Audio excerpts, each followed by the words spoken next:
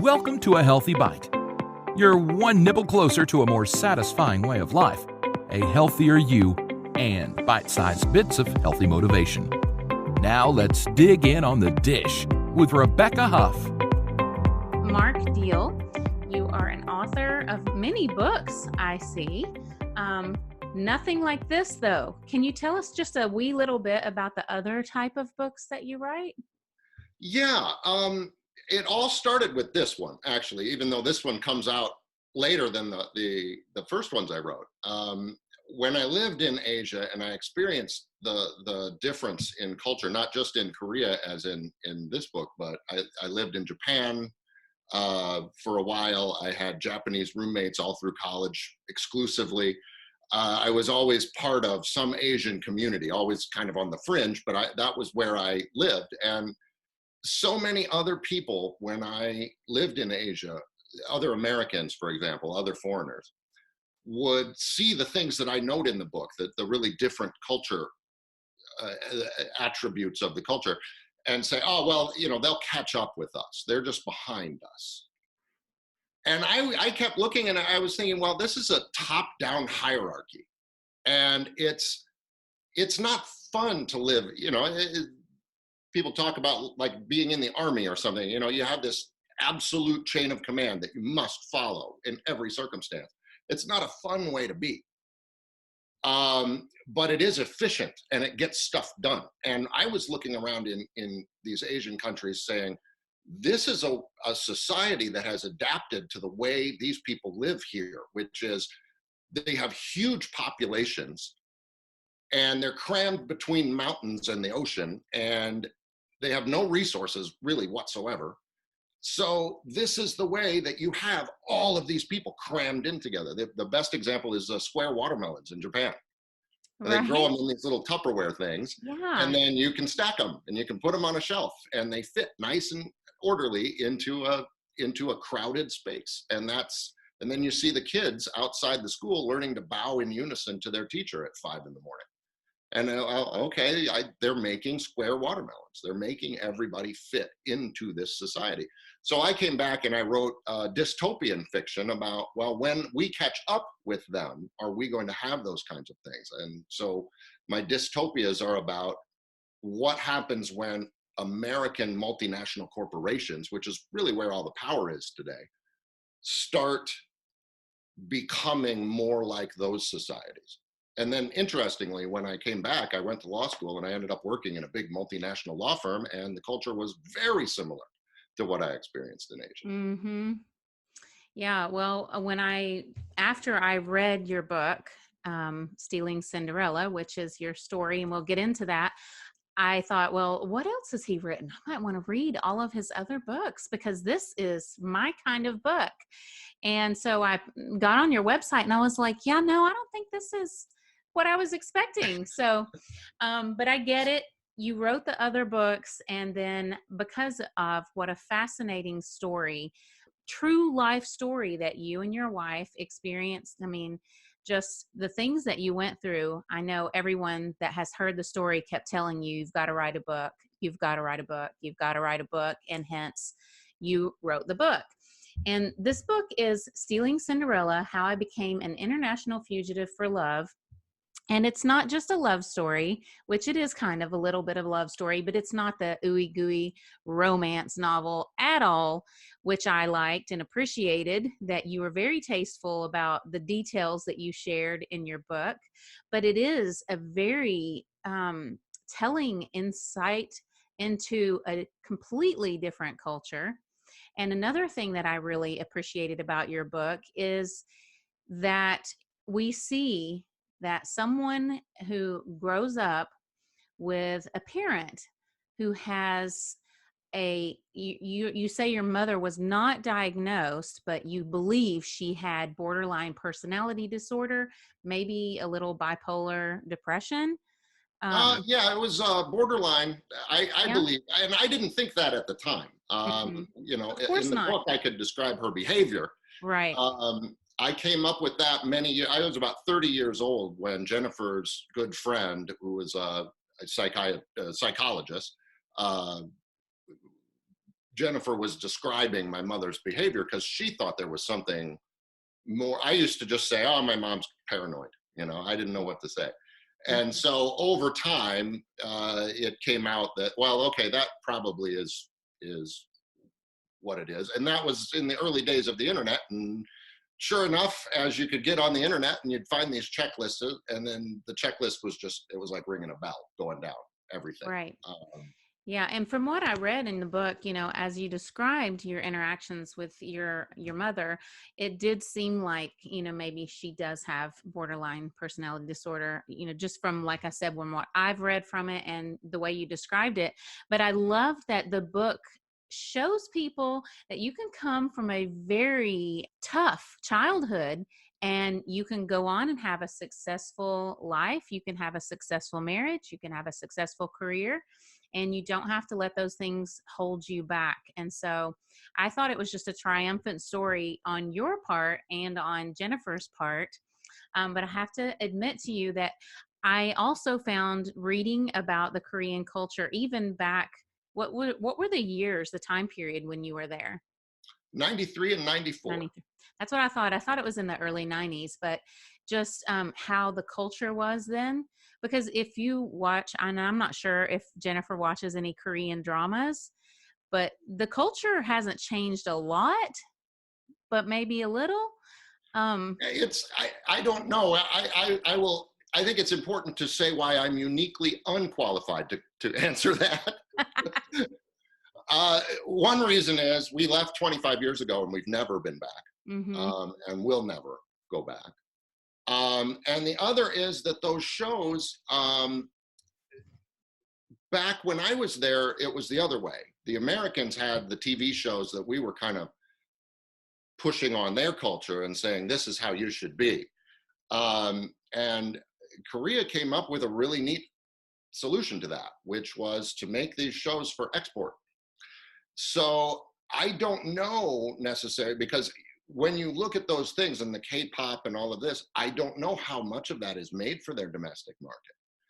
Because what they've discovered is that they can have a product that takes very little material input and they can sell it all over the world. So they don't need a lot of resources to export shows for different markets. Oh, and so I agree. Honestly, I don't know if those dramas show what's going on there or not. I like to think that there are certain ways that that they're open. And Jennifer was, exposed to different cultures, reading literature growing up. So I would think that in her case, we said, oh, well, she was exposed to other ideas from the outside world and it changed the way she was. So maybe it did. Maybe this society did change. I don't know. Yeah, I don't know. I mean, I think that there could be a certain amount of propaganda to the dramas.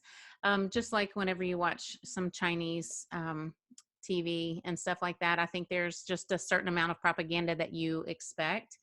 But as we see, it is your book, there was a lot of insight into the culture and things that I think a lot of people just don't realize, because especially growing up and living in America, I think a lot of young people, college age, would not take kindly to their parents telling them what their career was going to be when they grew up or who they would marry. Right. And I grew up with a very unstable person as the only other human being in my household. And it especially as a little kid with no power to do anything, it left me with, I guess there's no other way to say it, with a contempt for authority. So, I went to college and I was just kind of this hoodlum kid, and I made it through college and I didn't know what I was going to do. And I went to Korea thinking I was just going to get into business. And English teaching at the time, they didn't require any credentials. So I just went there to do that because it got me in the door and I was going to look around. But I didn't understand what I was dealing with. Even though I'd known a lot of Asian people, even though I'd spent a lot of time, I learned some Japanese for a while. I helped people, practice English, and we'd hang out and drink and, all kinds of stuff back home. But I never really was exposed to that culture, that really strict, domineering culture. And as somebody that came from my background, to be exposed to that then was just this huge, shocking, and I, I was 23 at the time, so I really did have the typical American idea that, oh well, Hmm. they'll catch up with us, they're wrong. And it took me a while to say, oh well, this fits for them. And that made it so much worse to be there, because they're not gonna, I didn't see them waking up. I saw them perfectly happy with the system that they had, because it Right. worked for them. Yeah, and I got that too in the conversations you would have with your students as you were teaching English in Korea. They were perfectly, I mean, maybe not perfectly happy. There were times when you talked about, for example, I think one of your students was going to become a banker and he wasn't super happy about that, but everyone learned to accept eventually, I suppose. Although Jennifer is quite a different story. um, she didn't just fit into that peg, and she decided to. Do you think if you hadn't arrived in Korea, what a different life she would have had?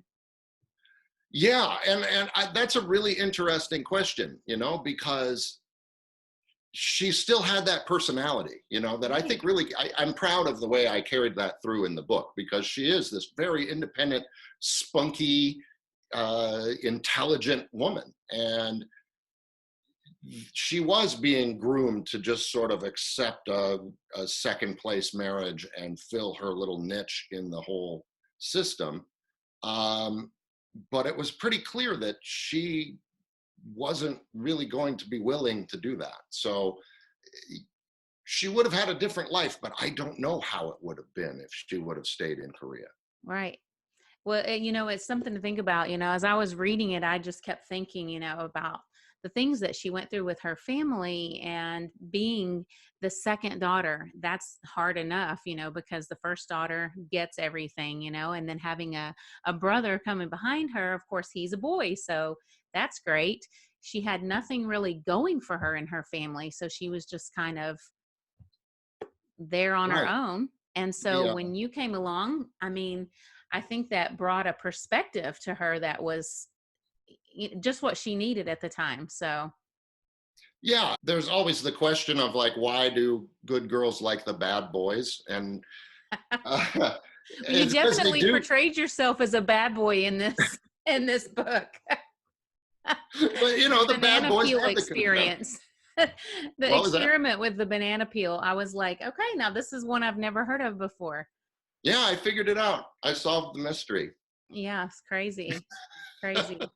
Well, I wanted to ask you a little bit more about your childhood. So, your mom had what you consider to be borderline personality disorder. And so it was a struggle. And then you had your dad, who was just kind of off doing his own thing because he was remarried, and he just was distracted by the rest of his family, we'll say, right? All right. So you kind of were left on your own, and you had to be a pretty naturally smart kid, because you said that a lot of times you weren't even able to turn in your homework, and you still did really well on standardized tests. Although when it came to getting the grades, when the homework was included, you had struggled through a lot of that. How much did your parents distract you from having a normal childhood? How much did they distract you from just succeeding in school and all the things that a normal childhood would involve? Yeah, I definitely grew up. It felt like growing up on a volcano kind of thing. I never knew who I was going to be talking to, because my mother's moods would shift so fast and so dramatically that whoever I was, or whatever my situation was, would be totally dependent on whatever mood she happened to be in, for whatever reason that she happened to be in it. It made me good at trying to make people feel different ways, because I the only skill that ever paid off in my life growing up was manipulating my mother into feeling certain ways so that I could control what was happening in my environment. And the two things I've found that skill was helpful for was when I was practicing trial law. and when I write books, because both of those, you're pretty much manipulating people's moods. This is your time to feel outraged. This is your time to feel whatever. And so those became long-term things that I found adaptations to use. But growing up in that environment, you don't just sit down and whip out your math book and do some problems while you have cookies at the table. I saw my friends do that kind of stuff. That was never going to be me. Um, the moment I got home, it was all about doing this manipulation, keeping control of the situation as best I could, watching what she did and trying to adapt and send out the right kinds of signals to put her back on a path. Or if she's raging about something, then I can deflect that into raging about something that's not me, or whatever the case was. But that took 100% of my energy. So I got into junior high, and my first semester of junior high, I think we had trimesters, but I ended up failing half of 7th grade. And I was not a dumb kid. And I had, in the 90s, easily 95, 97% on all these basic skills tests. But I'm flunking, what was it? I got like a D- in reading. I failed global studies. How's that? So yeah, it was always about homework. You didn't go home and do the things you were supposed to do. So you're bad. You need to learn how to do that. And how was I going to do that? There was no emphasis placed on that. The emphasis was placed on, I feel bad right now, fix me. or I'm angry at you for no reason, and now you're in defensive mode. So I ended up failing half of 7th grade and half of 9th grade before I kind of figured out how to make it all fit together. Yeah. So at some point you feel like you learned to manage everything better. So basically from the time you were about 12, when your parents split up, did they 6. split? 6.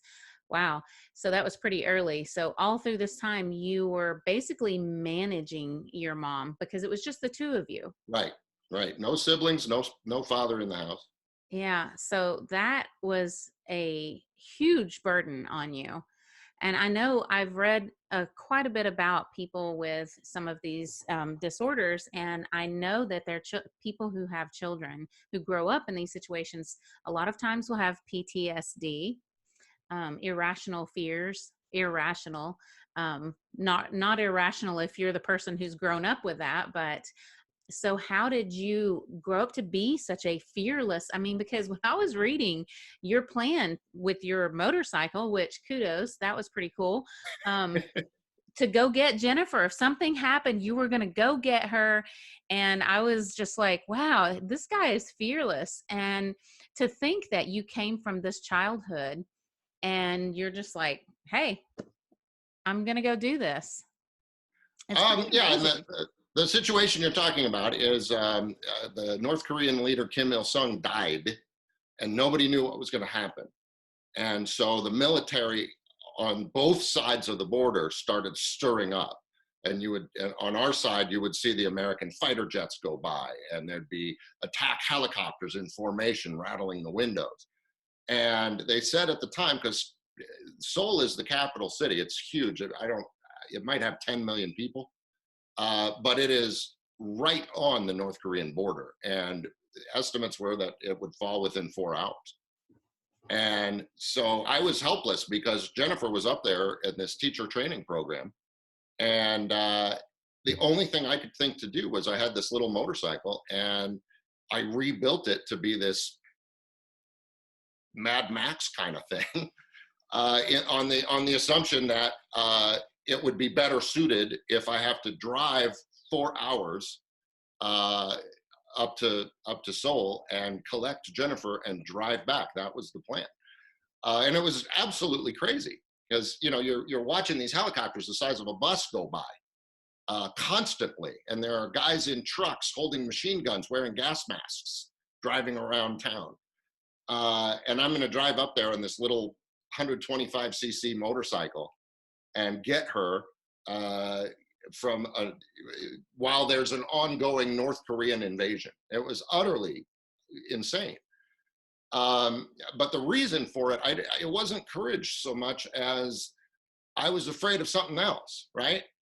I never had that before. I never had a stable person who would always be there for me, who would always have my back, who would always take my side and be that kind of support and that kind of partner that I had never imagined really being able to do that before.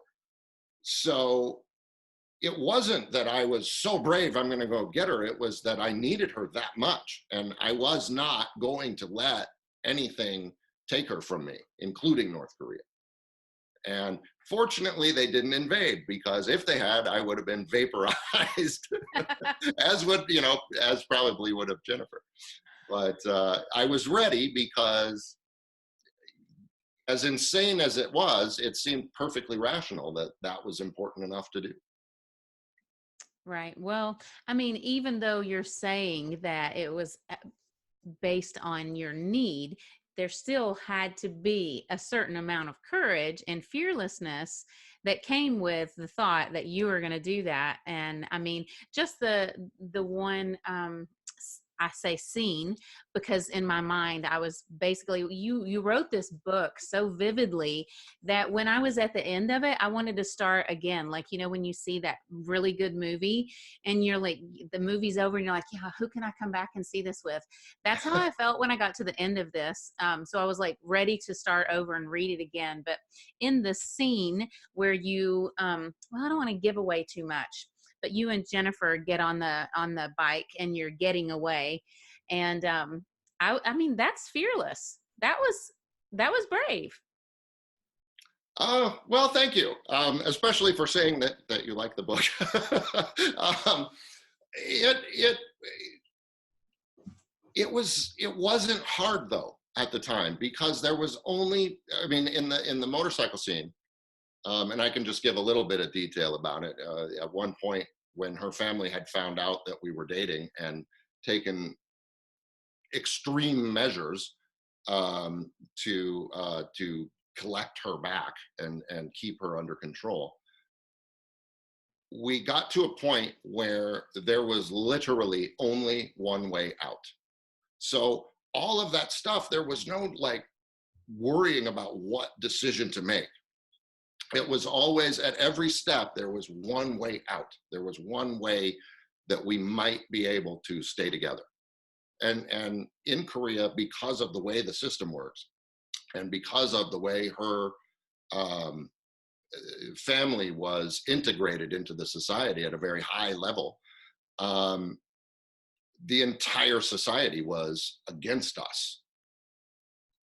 And so we did have to, if we were going to stay together, we had to fight every step of the way, because at any point, if we became separated, that would be the end. I would never see her again. And it's hard to explain. That's why there's so much in the book about the culture and the way I wanted to show that this is how people really believe. It wasn't just her family. It was a system that made us the bad guys. Mm-hmm. And even now, when and Jennifer just had a diversity seminar at her job, and she told this story. She was on this panel for diversity and things, and she was saying that most of it was about race, and she said, well, in my case, it was because of who I choose to love. So in her case, she doesn't relate so much to people who experience just abject racism, although that was happening. I mean, we were harassed every single day for being together on the street. But moreover, it was her family that turned against her because of her lifestyle choice. So she actually relates better to the what's the LGBTQ crowd, because I always get the letters mixed up, but I think that's the way people say it these days. But that's the crowd we tend to relate to a lot, because they've had those same kinds of issues that we had. Oh, just the hateful looks and right, or the parents who just refuse to accept that that's what you're going to do, or that is a decision that's up to you. And in certain parts of our country, there's still uh, places where that would be really hard to have that kind of to be able to make that kind of choice for your own life. And that Right, was what we because had there. yeah, society was definitely against you guys in the beginning. Have you seen an improvement since? I mean, it's been how many years have you guys been married now? 25. We just went back to Hong Kong to celebrate our 25th wedding anniversary. I saw that, Uh, I think on maybe your Twitter or something. okay. Yeah. Yeah, we went back and stayed in actual hotels.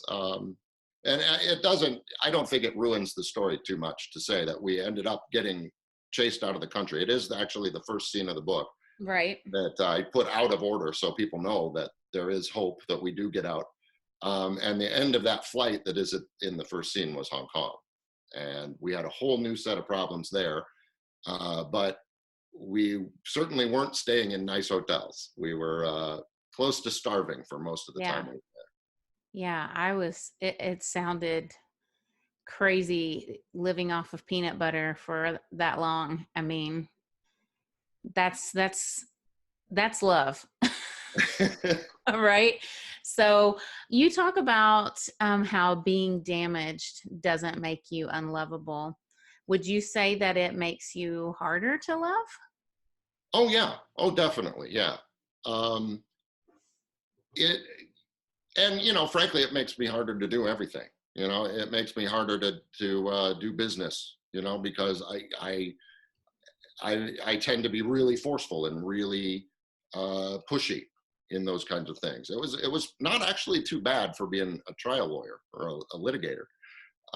But yeah, it does. It gives me a complicated, difficult personality. But it also, and that's where I go back to that need. A lot of the things that I did that I'm actually quite proud of, I didn't really do thinking, oh, I have to be brave. I'm going to, do the right thing. At every step of the way, it was, I'm broken, I'm damaged enough that I really, really need this person to be that other half. And we became something else that strengthened each other. And so being damaged in certain ways, if you meet people who are damaged in not necessarily the same way, but in compatible ways. Compatible, yeah. Hmm. Um, and in our case, Jennifer and I bonded. We had different family experiences, but both of those experiences led us to be pretty much obsessed with fairness, and which is actually a terrible way to go through life, obsessed with fairness, Yeah, because because life's not fair. right, exactly. It's always awful.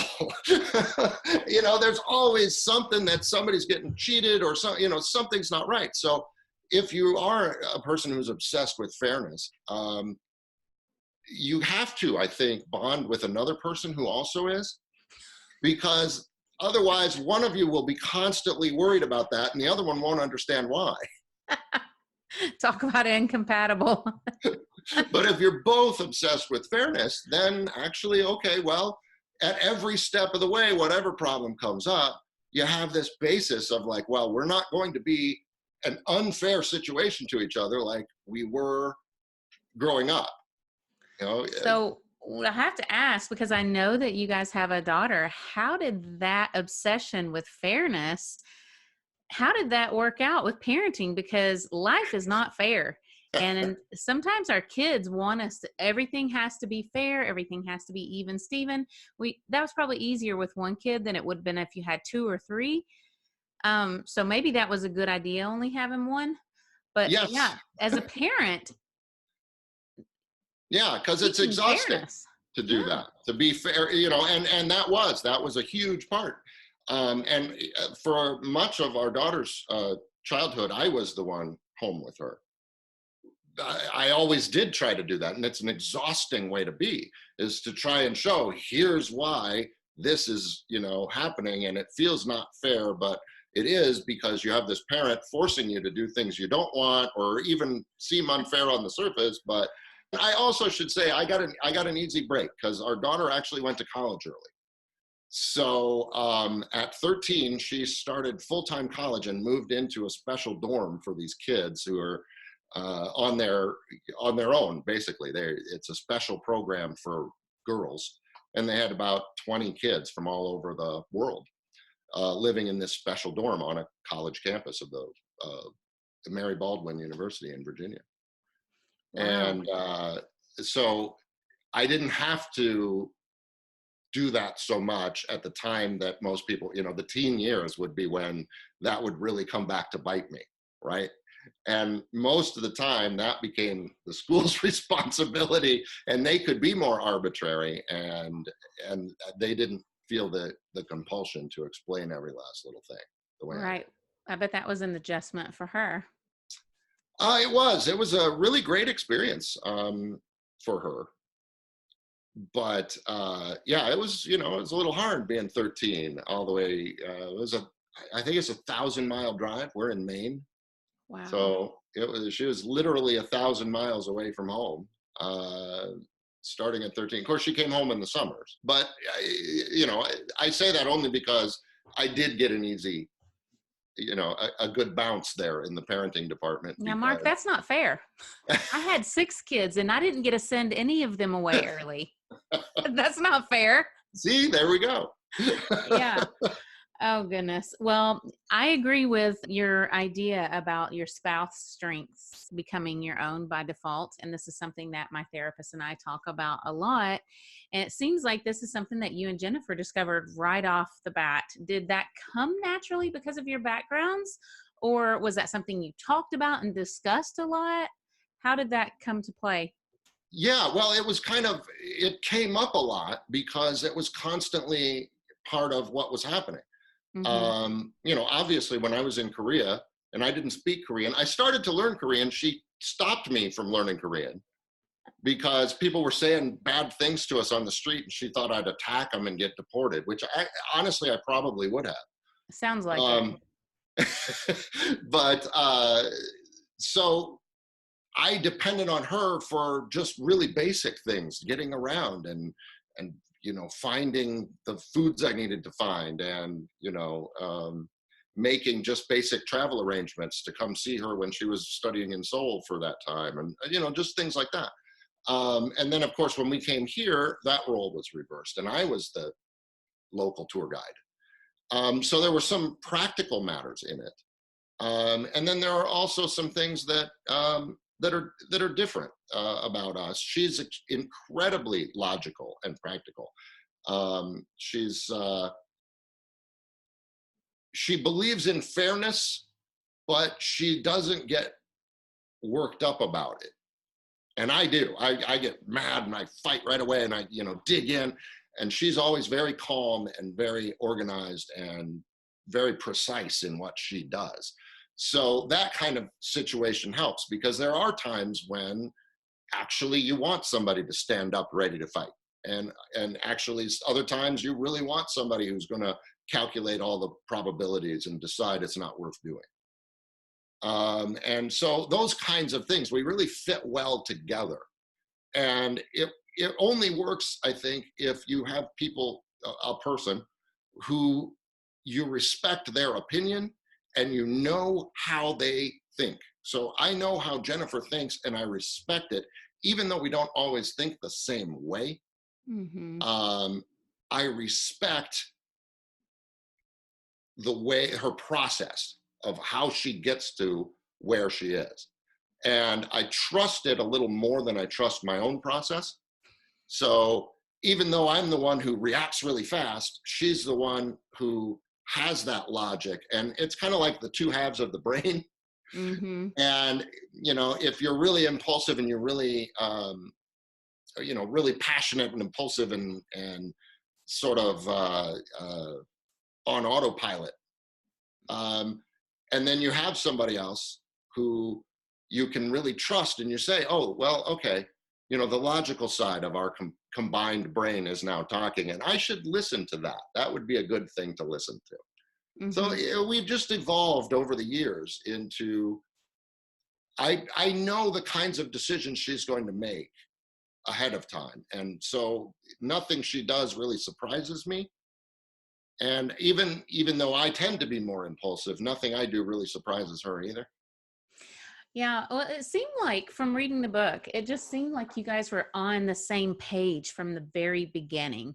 I mean, from the moment you met all the way through, I'm thinking of the one part in the story where you're in front of the jewelry store and the guy comes up to you Uh, and you immediately have a plan. You're going to do this thing and she just goes right along with you, like almost like she's reading your mind. So to me, as I was reading it, I was just like, wow, these people are so made for each other. It just seemed like you were always on the same page. yeah, and I think that comes from leaning on each other, you know, because even right at the start, we were relying on each other to be there, and we could count on that, and you could feel it. And in a society where the entire uh, sum total of the people that you meet are mean to you, it gives you that kind of, it's like testing the strength of the bond, you know, because there's this constant assault on it. And Mm-hmm. so the bond didn't result from all of those trials and tribulations, but the bond we formed as we went through those over and over, we proved to each other, oh, I'm with somebody who will endure that to be with me.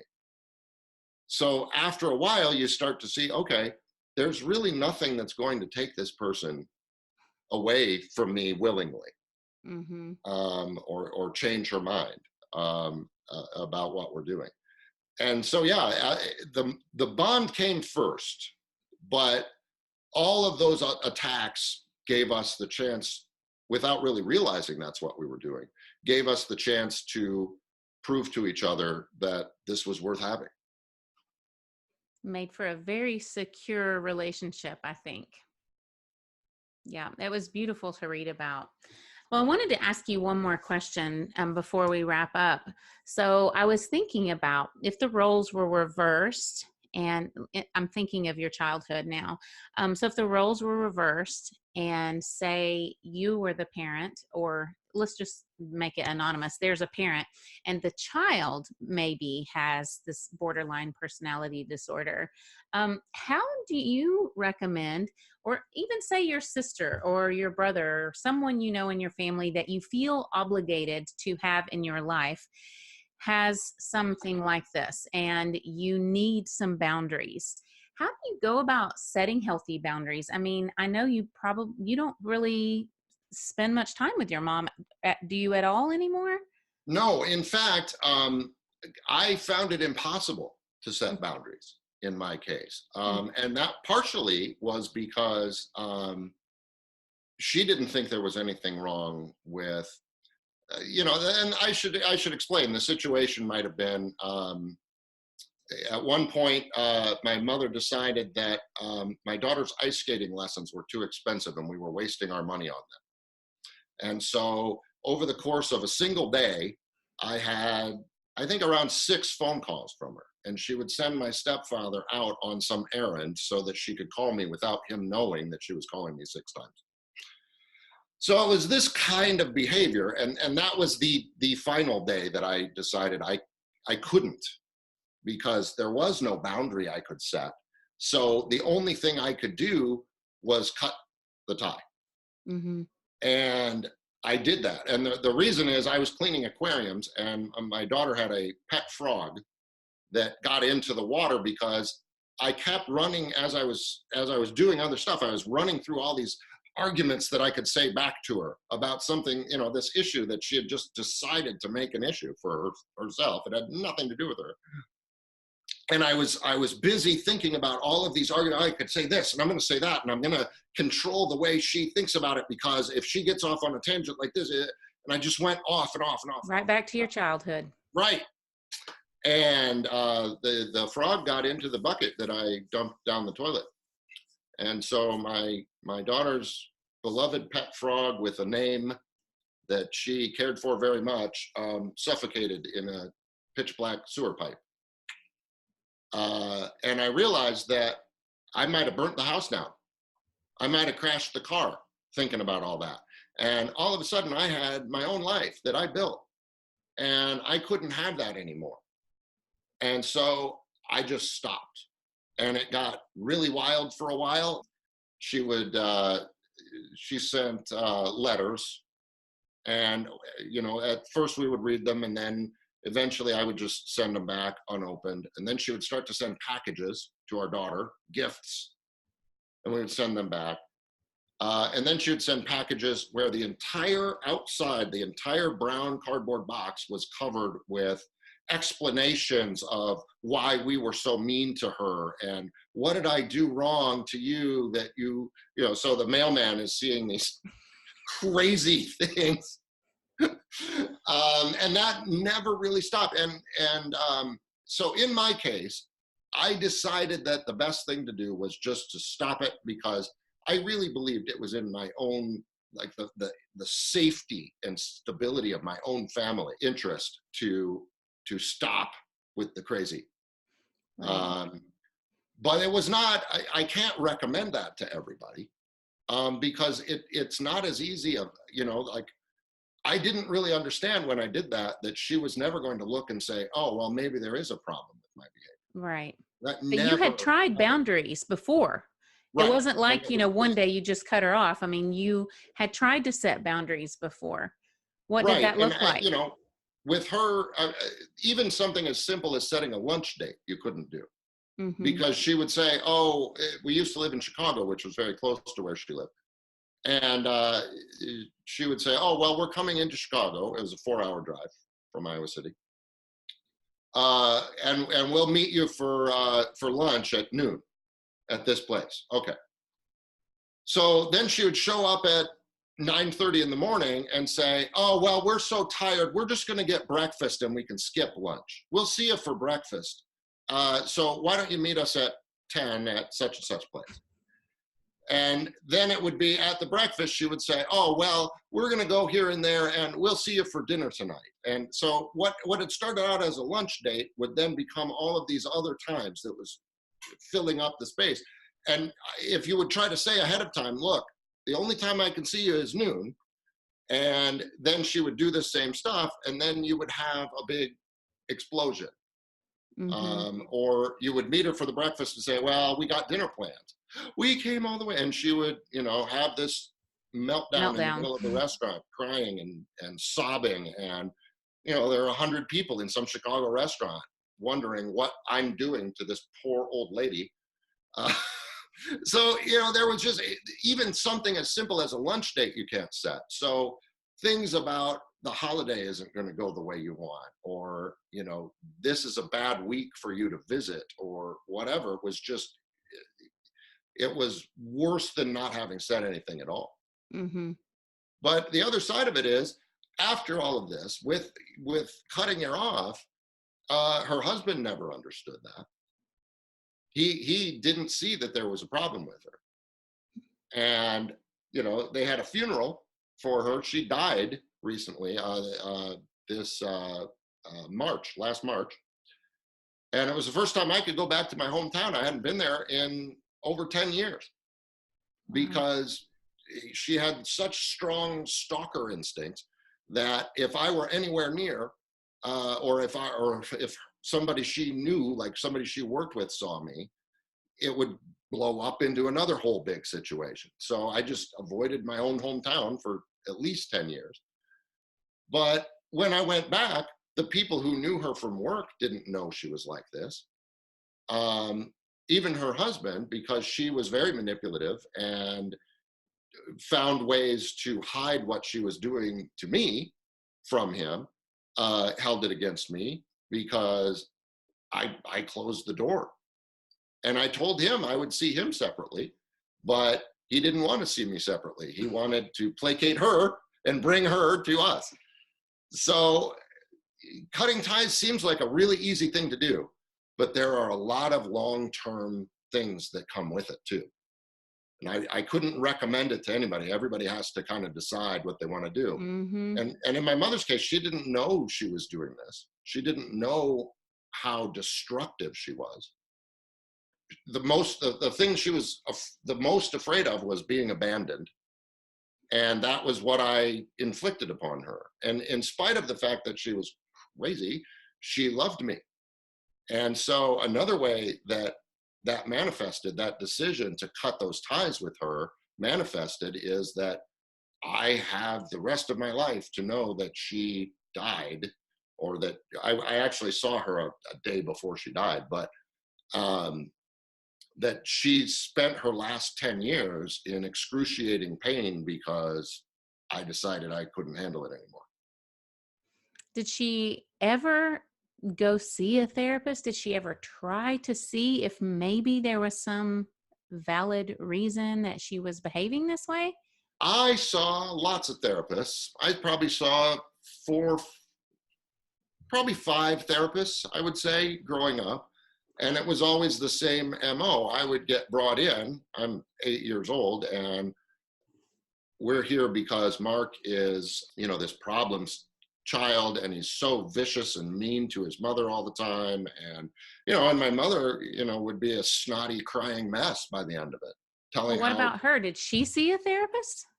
Well, no. Well, I got brought in for this Uh, kind of stuff. I would sit there, and she would be there. And then the therapist would start asking her questions about stuff. And then I would never see that therapist anymore. And then we'd wait a year or whatever, and then there'd be some other problem, and I'd have to go back in the same pattern. So once they started saying, well, maybe there's something else, then, we didn't get any traction after that. mm-hmm. So she really So, didn't want to recognize that she could have anything to do with this behavior. and in fact, even just saying something like, if we make a lunch date, please keep it. I can't, I find that when you do this, moving the time around and squeezing in, because basically what that means is it wasn't just taking the morning, the breakfast time now, it was that we cleared our calendar for the lunchtime. So instead of meeting us for lunch, she got to wipe out our whole day. And that made her feel very important, that she could block out an entire day of our time, Mm-hmm. and then come back every weekend to do it again. So when you would point out that that's a little manipulative, you would have an explosion, you would have a public scene. So the idea that she would go and tell somebody else, oh, well, I have a problem that I need to fix. Even when you point out, you do this every week, and we have to have our time that we can do normal stuff like buy groceries. Mm-hmm. Even that fell on deaf ears. So the idea that, there was something wrong with the way she was behaving that was making me not want to see her was really, and I thought, well, if I show that that's how serious I am and I mean it, then maybe we'll get somewhere. Maybe she'll say, okay, well, I guess that matters. But it didn't. And, to this day, my stepfather doesn't understand Mm-hmm. that there was a problem with her behavior, which, she had a funeral, and there were a dozen relatives there and maybe 10 other people at this funeral. And, there were lots of people who knew her in town, but nobody wanted to come to the funeral. Mm. And, there are little signs like that you can pick Mm-hmm. up on if you want to. But if you don't, if you'd rather think that somebody was just mean to her, Right. and the pain she felt was very real. I'm sure. She was in terrible pain from it. So he Right. sees her in terrible pain. Well, And people in here's pain her. tend to cause other people pain. So, Mhm. and I can see why the boundaries just didn't work, because that was the one thing she felt like she had some kind of trying to control. And when you don't have control, then it just makes you go even further out there. So I'm sure that was just a feeling of complete loss of control for her. Right. So, Right. which I'm sure just spiraled it completely out of control. Well, I am, like I say, I think it's amazing that you have turned out to be such a successful person with such a successful career and what sounds to me like a beautiful marriage to a beautiful person. And speaking of beauty, I was really happy that you included some photos in the back of the book, because by the time I got to the end, I felt like I knew you guys. I felt like, oh, you know how sometimes you were reading a really good book and you get to the end and then you kind of miss the characters. So at the end, I was like really missing you guys. And so I was really happy that the pictures were there. But thank you so much for writing this book. I think it's just amazing. It's just an amazing story and so many different levels of interest in this book. And thank you for being on my show. I appreciate so much you taking your time to talk to me. Is there any chance that you and Jennifer might write a continuation book of like what happens next? Ooh, I don't know. That's kind of there should be a part 2. Yeah, it doesn't have the drama, you know. It's like, okay, it's nice now, and I don't know if that makes for good literature. You could try. I'd be willing to read the first manuscript. So. All right. Well, yeah, that'll. I'll mention that. We'll see what we can do. See what she thinks about. Maybe she wants to write the second book. Yeah. That'd be great. She would be great at that, I'm sure. I'm sure she would. Well, thank you, Mark, and tell Jennifer that I really enjoyed this story, and thank you for sharing it with all of us. Well, Rebecca, thank you so much for having me on today. Thanks for listening. Please rate and review so other people can learn about this podcast. Find out more about sleep, hygiene, eating healthy, tasty recipes, zero-waste lifestyle, and lots more on ThatOrganicMom.com. Help us spread the word. Be blessed and stay healthy.